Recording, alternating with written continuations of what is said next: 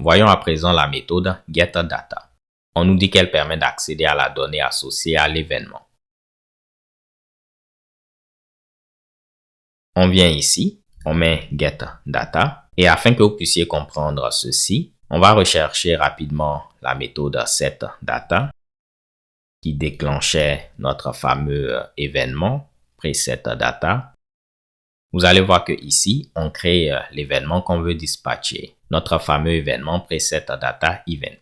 À la création d'un objet de type presetData event, il faut donner le formulaire qui est à la source de l'événement et puis les données qu'on veut associer à l'événement.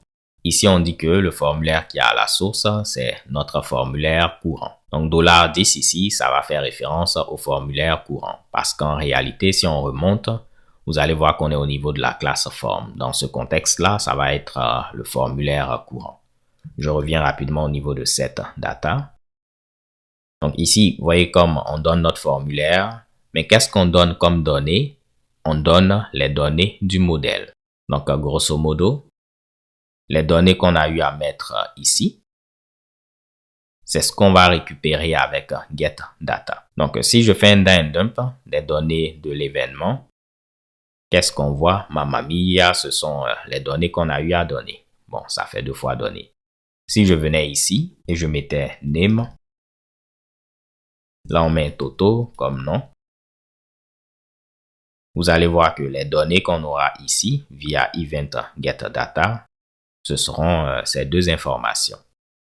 Maintenant, ce qui est cool, la troisième méthode, on va tenter de la retrouver. Donc, c'était au niveau de form event. On a parlé de getForm, on a parlé de getForm, getData. La troisième méthode, c'est setData. Et cette méthode, on peut l'utiliser pour modifier les données. Parce que, rappelez-vous, si on regarde le schéma qui est là, lorsqu'on est au niveau de presetData, on n'a pas encore seté les données. Okay? Lorsqu'on est au niveau de presetData, on n'a pas encore normalisé et puis après seté les données. Je vais vous le remontrer, vu que c'est très important. Si je viens au niveau de setData, rappelez-vous, à cette étape-là, on n'a pas encore normalisé les données, on n'a pas encore seté les différentes données pour dire voici les données du modèle, voici les données normalisées, voici les données de vue. Donc oui, on a passé ici les données du modèle, mais on ne les a pas encore setées au niveau du formulaire pour dire au niveau de notre formulaire, voici les données du modèle. Au niveau de notre formulaire, voici les données. Au niveau de notre formulaire, voici les données normalisées. Au niveau de notre formulaire, voici les données de vue. Et ces données-là, on les aura générées via ici les données du modèle et tout. Donc, étant donné que ceci n'a pas encore été seté, lorsque on est à cette étape, on aura la possibilité de modifier les données avant qu'on arrive, disons, à cette étape et tout. Donc, ce que je peux faire, c'est quoi? Je vais dire, je vais changer les données. Pour l'instant, âge, c'est 15. Si je commente ceci, c'est pourquoi ici, on aura 15 pour l'âge. Mais à cette étape-là, j'ai toujours la possibilité de changer les données. Et je vais dire que je vais mettre comme âge 36. On peut enlever le dump, vu que ici, ça ne sert à rien. Ce qui va donc se passer, c'est quoi? Je mets des données, donc setData va être appelé. Je sais que je me répète, mais c'est important pour bien comprendre. Vu que setData est appelé, on va déclencher l'événement presetData. Vu que nous, on a décidé d'écouter cet événement, à cette étape-là, on décide de modifier les données pour dire que l'âge est maintenant de 36. Donc, au final, l'âge qui va être seté à cette étape-là, ok, ça va être 36. Et si on regarde, mamma mia, on a 36. On aurait pu même faire quelque chose de cool, vu que lorsqu'on dispatche l'événement, on aura au niveau de l'événement les données. Donc, on a vu tout à l'heure qu'on peut récupérer les données en utilisant getData. Dans ce cas-là, on aura ici âge avec comme valeur 15. Je vais tenter de vous le remontrer. Donc ici, si on actualise, on aura comme valeur un tableau où on a une clé âge avec comme valeur 15. Donc, je peux dire que je vais mettre ceci au niveau d'une variable âge et ça va être mon tableau au niveau duquel j'accède, disons, à l'âge. Donc, si on fait un din dump, on aura comme valeur 15 qui est l'âge qu'on a récupéré. On vient là et puis magnifique. Maintenant, ce que je peux faire, c'est quoi? Je vais dire que je vais utiliser event set data et ça va être l'âge que j'ai récupéré plus, disons, 5. Donc, s'il a mis 15, en réalité, on va mettre comme âge pour prépopuler le formulaire 20. 15 plus 5. On vient là, on actualise. Ouhou, je me suis trompé quelque part. Ne vous inquiétez pas, on va corriger ceci. Si je viens là, c'est parce que lorsque j'ai utilisé cette data, je devais dire que pour l'âge, je veux mettre ici l'âge que j'ai récupéré plus 5, ok? De cette manière-là. On vient là et mamma mia, vous voyez, l'âge est 20. Donc, si je viens, je remplace, je mets 23. En réalité, l'âge va être 23 plus 5 qui est 28. Donc, vous avez la possibilité de modifier les données, comme on peut le voir, avant que la prépopulation soit effectuée. C'est pourquoi, si vous venez au niveau de la documentation, on nous dit qu'en écoutant l'événement preset data, nous avons la possibilité de modifier les données durant la prépopulation. Et c'est justement ce qu'on vient de faire. Je vous aime bien et puis c'est vraiment cool ce qu'on est en train de voir, mais cette vidéo commence vraiment à devenir longue. Donc on va s'arrêter là. Et puis dans la prochaine vidéo, nous allons voir qu'on peut écouter l'événement preset data afin ici de modifier le formulaire dépendamment des données prépopulées, en rajoutant ou bien en supprimant des champs. Donc, je n'en dis pas plus. Dans la prochaine vidéo, on peut dire par exemple que si l'âge est inférieur à 18, on va rajouter un champ où on va demander le nom de sa mère, par exemple. OK?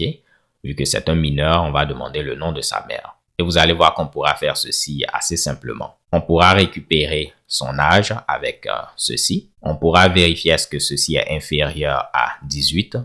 Si c'est inférieur à 18, qu'est-ce qu'on veut faire? On veut récupérer notre formulaire et on a vu qu'on peut le faire via l'événement. Et au niveau de notre formulaire, on va vouloir ajouter un nouveau champ où on va demander l'âge de sa mère. Vu que c'est assez simple, essayons de le faire maintenant et puis on va s'arrêter là. Donc, tout ce que je vais faire, c'est quoi? On récupère l'âge et on va faire une petite comparaison. Est-ce que l'âge est inférieur à 18? Si l'âge est inférieur à 18, via l'événement, on récupère le formulaire, ça va être notre formulaire. Et au niveau de notre formulaire, on veut rajouter un nouveau champ qui va être un champ, disons, mother name, désolé pour mon anglais. Et ça va être un champ de type text type. Et on a déjà importé, text type. Donc, regardez, qu'est-ce qu'on fait? En fonction des données prépopulées, on va modifier notre formulaire en rajoutant un champ. Si on voulait retirer quelque chose, on peut utiliser remove. Donc, venons ici, on a 23 ans. 23 ans n'est pas inférieur à 18. Donc, on ne verra pas de nouveau champ mother name. Magnifique, on n'a pas ceci. Mais si je mets un âge qui est inférieur à 18, ben on viendra ici et puis on va rajouter un nouveau champ de type text type. Et mamma mia, voici, ceci a été rajouté. Donc, au niveau d'un objet forme, on a une méthode add. On peut le prouver. Si on vient au niveau d'un objet forme, on a une méthode add qui permet de rajouter, disons, un formulaire enfant. On a une méthode remove qui permet de retirer également un formulaire, ok?